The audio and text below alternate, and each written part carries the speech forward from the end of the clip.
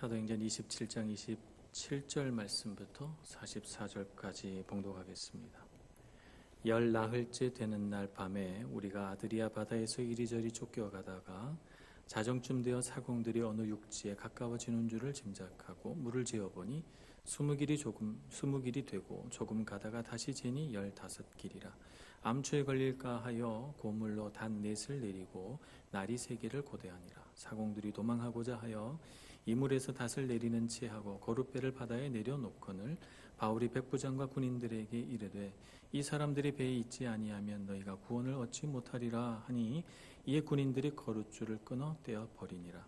날이 새어 가매 바울이 여러 사람에게 음식 먹기를 권하여 이르되 너희가 기다리며 먹지 못하고 줄인 지가 오늘까지 10나흘인즉 음식 먹기를 권하노니 이것이 너희의 구원을 위하는 것이요 너희 중 머리카락 하나도 잃을 자가 없으리라 하고 떡을 가져다가 모든 사람 앞에서 하나님께 축사하고 떼어 먹기를 시작하매 그들도 다 안심하고 받아 먹으니 배에 있는 우리의 수는 전부 276명이더라.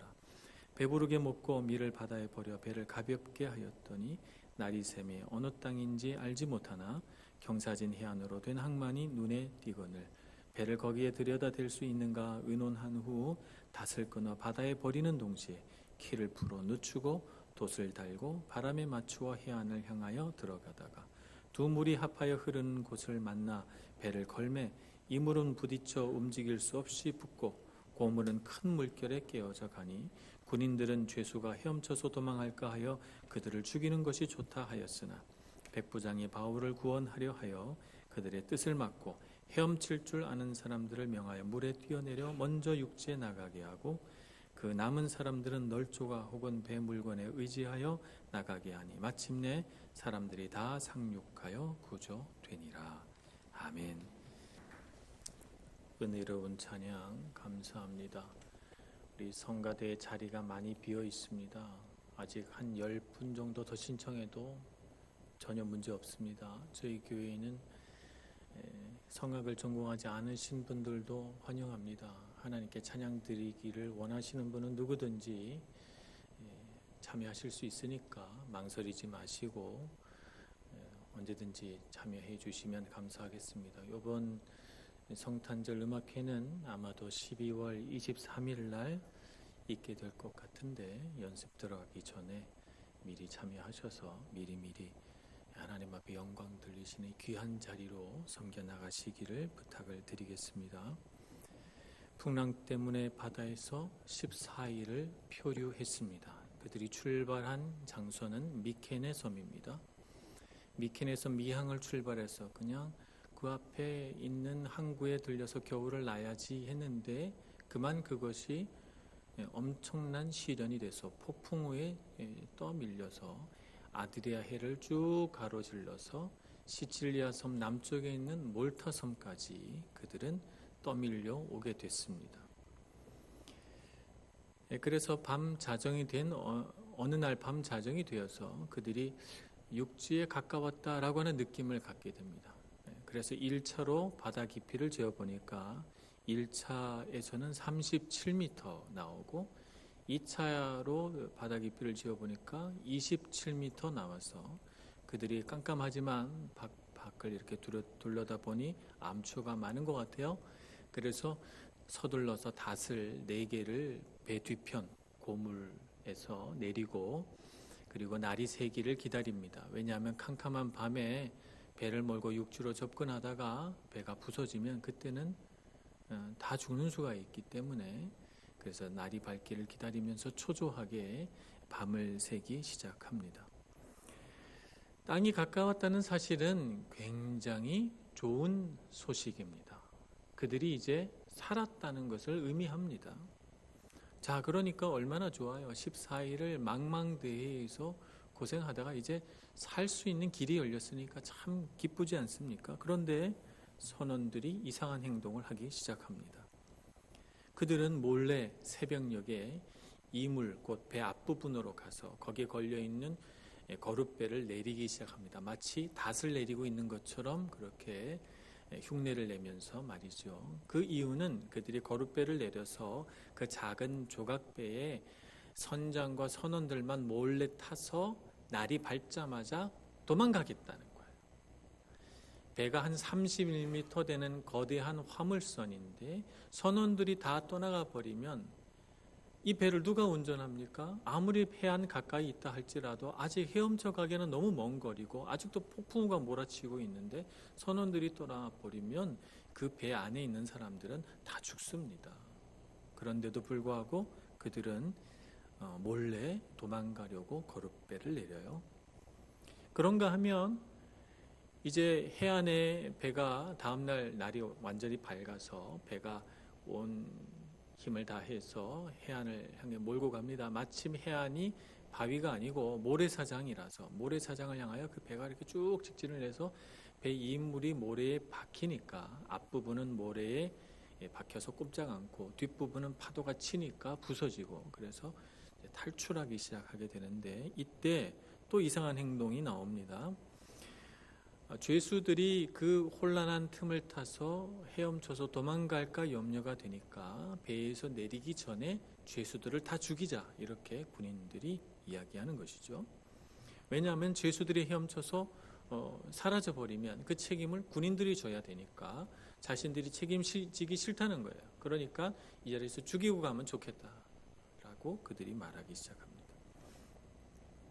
배가 폭풍우가 몰아쳐서 육지도 보이지 않고 살 희망이 끊어져서 정말 절망 가운데 있을 때는 어떻게 하든지 살아보겠다고 배 안에 있는 모든 사람들이 선원들과 승객들과 군인들이 힘을 합쳐서 정말 배를 구원하려고 애를 썼는데 이제 배가 육지 가까이 와서 살 희망이 보이는데 이제 조금만 참으면 되는데 오히려 그들은 마음이 분열되고 갈라져서 저마다 자기 원하는 대로 이기적으로 행동하는 모습을 보게 됩니다.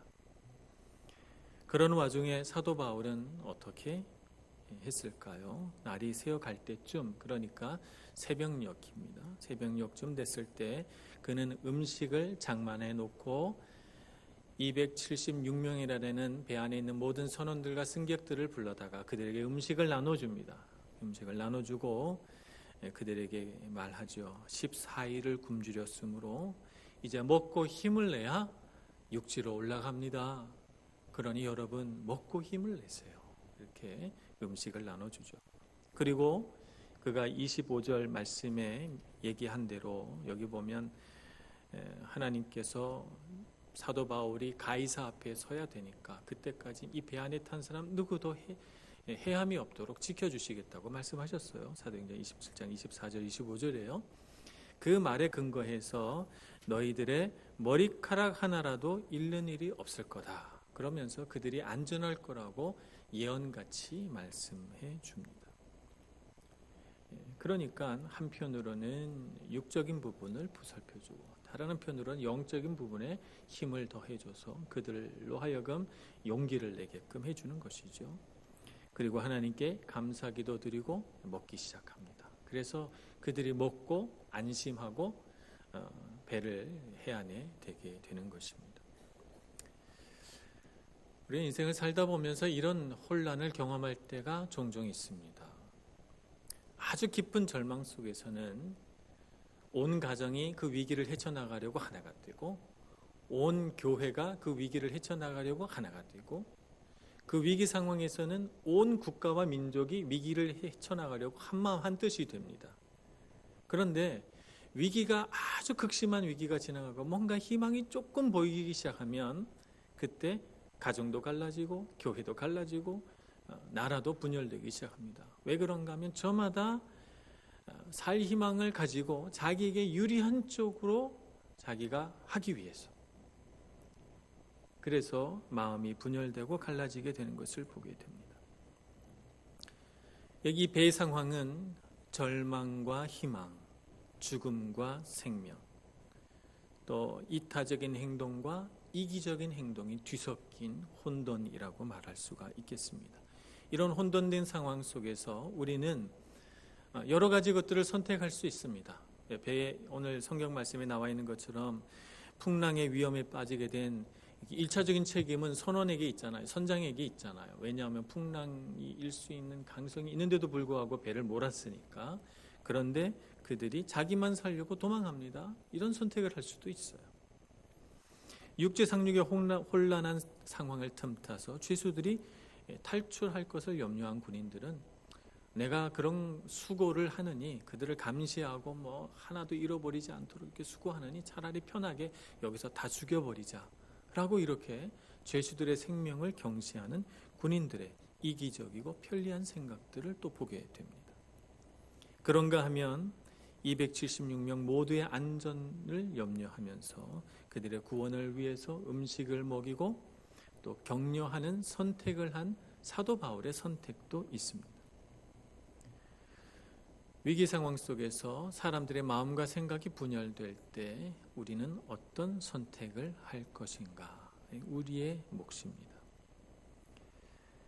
여기에 우리는 하나님의 주권과 사람의 선택이라고 하는 이 두 가지 요소가 다 있는 것을 보게 됩니다. 하나님의 주권은 사도 바울을 비롯한 모든 일행 그리고 배에 탄 모든 사람을 안전하게 육지에 상륙하게 하시며 그들을 한 사람도 잃어버리지 않도록 하나님께서 도우실 것이라는 하나님의 주권, 그리고 사도 바울을 마침내 가이사 앞에 서게 하시겠다는 하나님의 계획, 이것이 분명히 있습니다.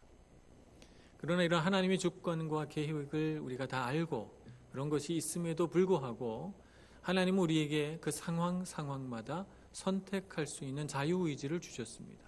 무엇을 선택할지는 사람의 몫인 것이죠.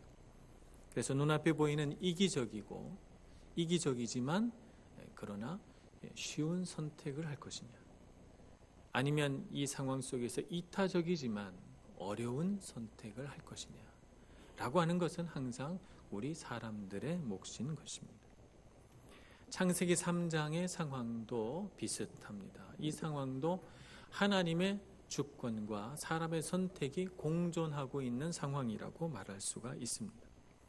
창세기 2장 16절 17절에서는 하나님께서 이렇게 명령하십니다. 여호와 하나님이 그 사람 아담을 말하는 것이죠. 그 사람에게 명하여 이르시되 동산 각종 나무의 열매는 내가 임의로 먹되 선악을 알게 하는 나무의 열매는 먹지 말라. 내가 먹는 날에는 반드시 죽으리라 하시니라. 이렇게 기록되어 있습니다. 무엇이 하나님의 주권이며 무엇이 사람의 선택입니까? 하나님의 주권은 이것입니다. 동산 모든 나무의 열매는 먹을 수 있다. 그러나 먹지 말아야 하는 한 가지가 있으니 선악을 알게 하는 나무의 열매다. 하나님의 명령은 그것은 먹지 말라 하는 거예요. 하나님께서 허용해 주시는 것과 사람이 해도 되는 것과 하지 말아야 할 것을 구분하여 하나님은 주권적인 명령으로 그것의 경계선을 딱 그어 놓은 것이죠. 사람의 선택은 무엇입니까? 사람의 선택은 하나님의 주권을 인정하고 하나님이 먹지 말라 한 것은 먹지 않고 하나님이 먹으라 한 것은 먹는 선택을 하는 것과 하나님의 주권을 인정하지 않고 하나님이 먹으라 한 것도 먹고 먹지 말라 한 것도 먹을 수 있는 그런 자유죠. 그것이 사람의 선택입니다. 무엇을 선택할 것이냐라고 하는 것은 전적으로 사람의 손에 있는 것입니다. 어떤 분들은 이 창세기의 상황, 하나님의 주권과 사람의 선택이 공존하는 이 상황을 다르게 해석하시는 분들도 있어요. 어떻게 해석하는가 하면 하나님께서 우리 사람으로 하여금 죄를 지을 수 있도록 어떤 조장하셨다는 거예요. 죄를 지을 수 있는 환경을 만들어 놓고 죄를 짓지 말라고 하면 어떻게 하느냐는 것이죠. 에덴 동산에 선악을 알게 하는 나무를 심지 마시지. 그걸 심어놓고 먹지 말라 하니까 먹지 말라는 게 더 먹고 싶어진다는 거예요. 사람이 죄를 지을 수 있도록 하나님이 유혹하셨다 이렇게 말하는 것입니다. 여러분은 어떻게 생각하십니까? 성경을 아무리 읽어봐도 하나님께서 사람으로 하여금 죄를 짓도록 유혹하셨다든지 죄를 짓도록 막 조장해 놓은 증거는 아무것도 없습니다. 제가 발견한 것은 하나님의 주권적인 명령만 있을 뿐이에요. 그것은 하나님의 강력한 명령으로서 먹는 날에는 반드시 죽으리라고 하는 준엄한 명령이지 먹어도 되고 안 먹어도 되고 또 먹으면 먹도록 하나님께서 이렇게 막 선악을 알게 하는 나무가 막 이렇게 코앞에 나타나고 말이죠. 나무가 여기저기 아담이 가는 데마다 막 자라나고 막 이러지 않습니다. 에덴 동산에 얼마나 많은 과일 나무가 있었을까요? 듬성듬성 밤나무 하나, 감나무 하나, 배나무 하나 이렇게 있지는 않았을 것 같아요. 아마 충분히 햇빛이 내리쬐고 충분히 비가 내려서 아마 식물들도 자라기 딱 좋은 그런 환경이라 무수한 식물들이 자라나고 여기저기 많은 과일 나무들이 있어서 아마 수백 그루의 과일 나무가 있었을 거예요. 그 많은 나무들 중에 단 한 나무, 선악을 알게 하는 나무의 열매만 먹지 말라는데 그거 지키는 것이 그렇게 어렵습니까? 어렵지 않아요. 선악을 알게 하는 나무의 열매를 안 따먹어도 다양하게 골라서 먹을 수 있는 것들이 참 많이 있습니다. 하나님께서는 죄를 짓도록 아담과 하와의 상황 가운데 어느 것 하나도 적극적으로 개입하신 일이 없습니다. 하나님께서 주신 것은 하나님의 주권을 인정하고 순종할 것이냐 말 것이냐라고 하는 선택권을 아담과 하와에게 주신 것이지 유혹하거나 조장한 것은 아닙니다. 하나님은 사람에게 경계선을 가르쳐 주신 것입니다. 하나님과 사람 사이의 경계선. 하나님은 창조주시고 사람은 피조물이라는 사실. 하나님은 영광 받으실 분이시라서 피조된 우리는 그저 하나님께 순종하고 영광 돌려야 할 존재지, 사람이 피조물로서 하나님처럼 되려고 하는 것은 대단히 큰 죄라고 하는 사실을 이 경계선을 통하여 우리에게 가르쳐 주시는 것입니다. 사람과 사람 사이에도 경계선은 있습니다. 우리는 도처에 그런 경계선을 발견합니다. 우리 재산에는 경계선이 있습니다. 집과 집 사이에는 경계선이 있습니다. 만약 이 경계선을 허물고 재산의 경계선, 우리 삶의 경계선이 없어지면 굉장히 큰 혼란이 일어납니다. 우리 육체에도 경계선이 있습니다. 우리 육체 아무나 와서 만지면 안 됩니다. 경계선이 있기 때문에 허락받아야 돼요. 그래서 우리가 허락받고 손도 잡고 하는 것이지 함부로 만지면 성희롱이 됩니다. 사람과 사람 사이에도 이렇게 육체적인 경계, 물질적인 경계, 감정의 경계, 삶의 울타리의 경계선이 분명한데 어찌 하나님과 사람 사이에 경계선이 없겠습니까? 그래서 하나님께서 이 이상은 안 돼라고 하는 경계선을 선악을 알게 하는 나무로 가르쳐 주시고 거기까지가 우리 자유의 한계라고 하는 것을 하나님께서 가르쳐 주신 것인데 그 자유를 가지고 죄를 지을 것인가 아니면 하나님께 순종하여 영광을 돌릴 것인가 라고 하는 선택 권한은 오직 우리 사람에게 있는 것입니다. 그래서 하나님께서는 선악과를 따먹은 아담과 하와에게 사탄이 시켜서 선악과를 따먹었지라고 물어보지 않으셨어요. 선악과를 따먹은 후에 네가 어찌하여 이렇게 하였느냐, 네가 이렇게 물어본 것이죠. 아담과 하와에게 책임이 있다고 말씀하신 것입니다. 이러한 창세기 상황에서 하나님의 주권과 인간의 선택 곧 자유의지에 관한 것은 C.S. 루이스가 잘 정리해 놓으셨습니다. 이렇게 말씀하셨죠. 하나님은 눈 깜짝할 새에 완벽하게 해낼 수 있는 일을 느리고 서투르나마 우리에게 직접 해보라고 명령하신다. 강제로 시켜도 되지만 우리가 태만하게 일하거나 실패하도록 허용하신다. 우리에게 선택권을 주신다는 것이죠. 우리는 유한한 자유의지가 하나님의 주권과 공존할 수 있도록 하는 이 문제가 어떤 의미를 지니는지 제대로 알기 어렵다. 왜 하나님께서 하나님의 주권과 자유를 동시에 보여주시는지 우리는 알기 어렵다는 거예요. 단지 우리가 알 수 있는 것은 이것은 매 순간 일종의 신적 포기를 수반하는 것처럼 보인다라고 말씀하셨어요.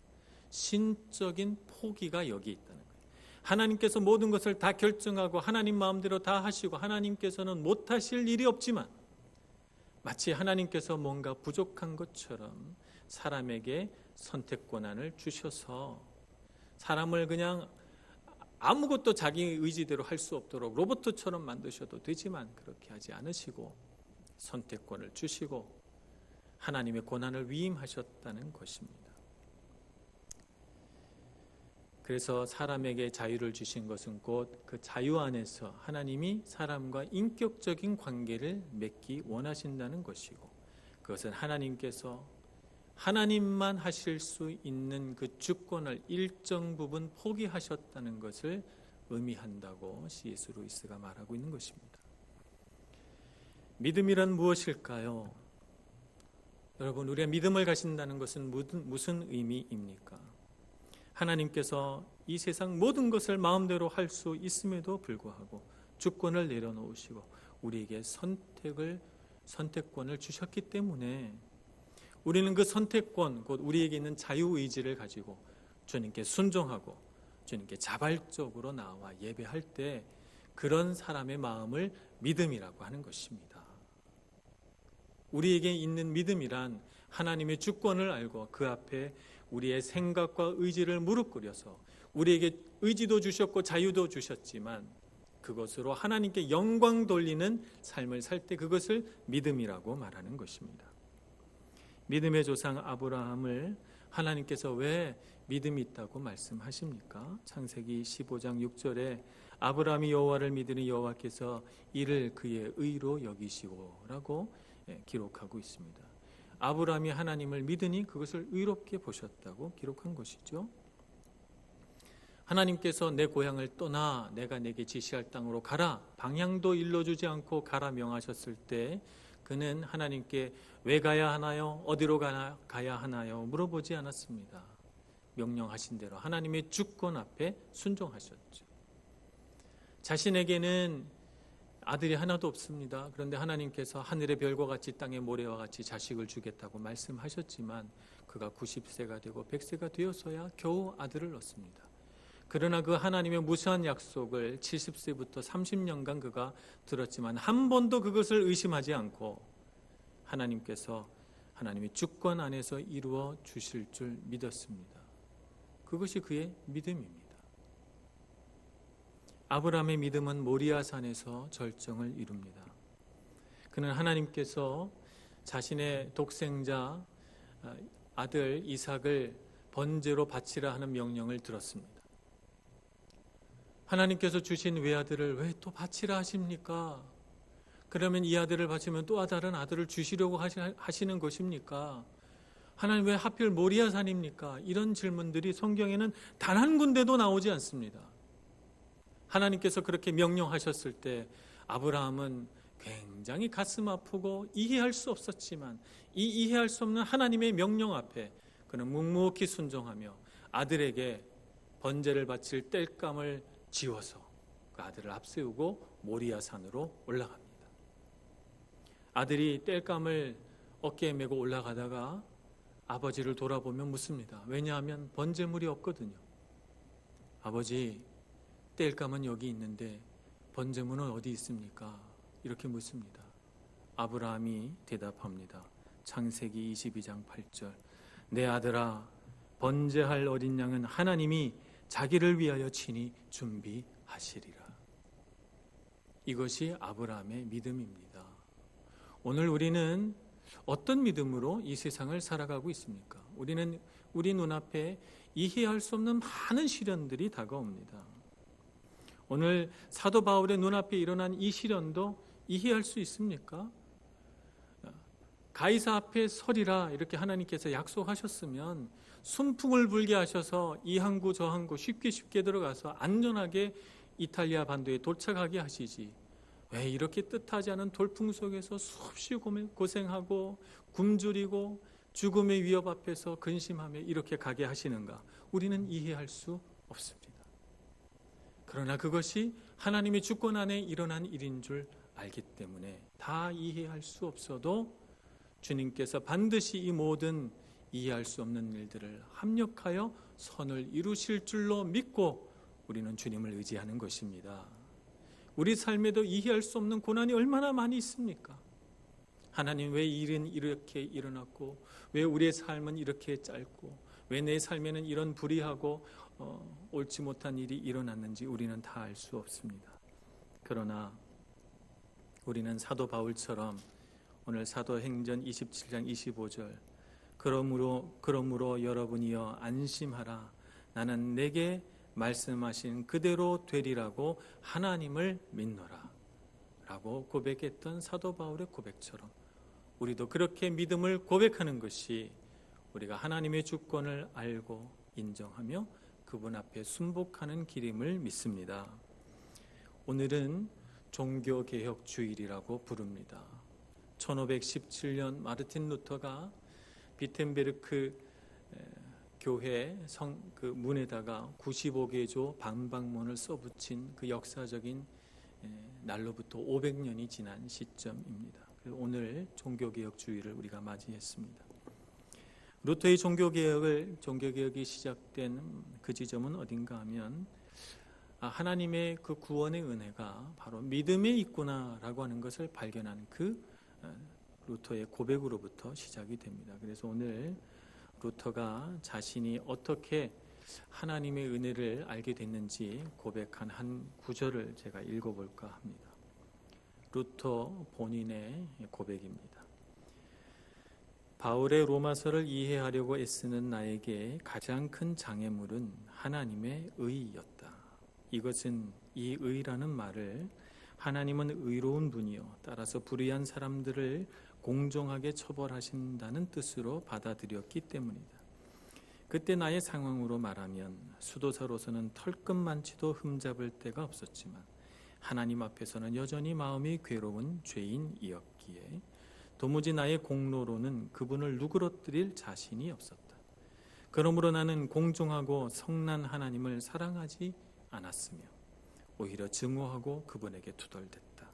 그러면서도 여전히 나는 바울을 붙잡고 늘어지면서 그의 말에 무슨 뜻이 담겨 있는지를 계속 생각했다.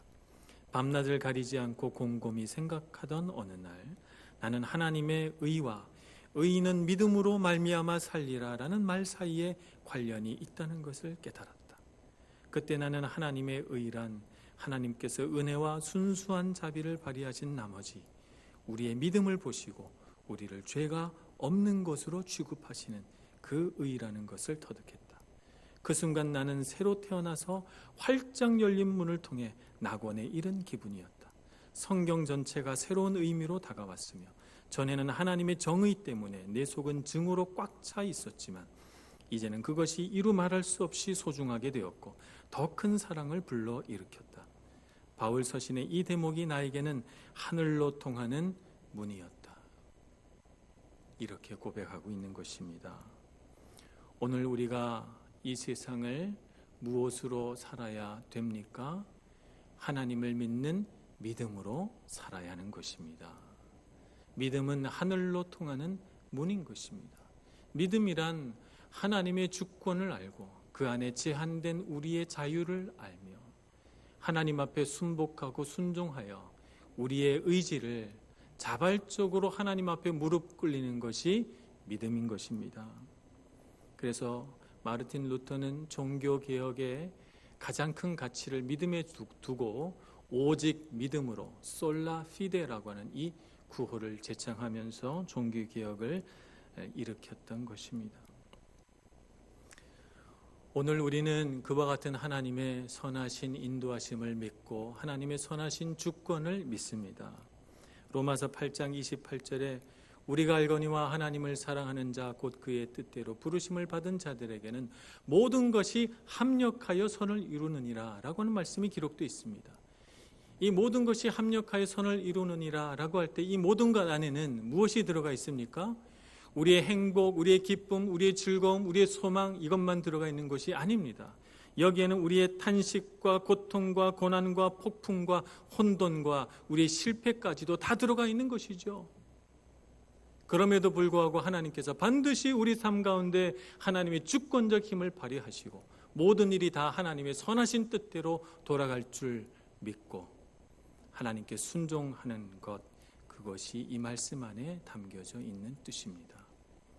우리가 그 믿음을 가져야 할 줄로 믿습니다. 종교개혁이 일어난 지 벌써 500년이 되었습니다.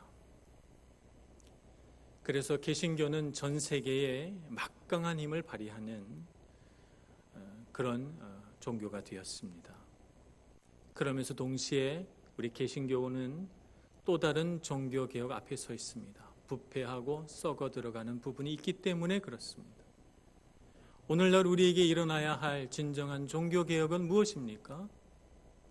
그것은 우리가 참으로 그리스도인이 되는 것입니다. 그리스도인이 되는 고귀한 영광을 다른 사람에게 기대하지 않고 내 자신에게 기대하는 것입니다. 믿음으로 우리가 놓인 자리에서 일어나는 것이죠. 교회 안에서 누가 더 그리스도인답게 살아가나 지켜보고 판단하고 잘했다 못했다 평가해 주는 것이 우리의 몫이 아니고 구경꾼의 자리에서 내려와서 관람석에서 내려와서 예수의 제자가 되어 직접 그리스도인이 되어 이 세상을 살아보는 것입니다.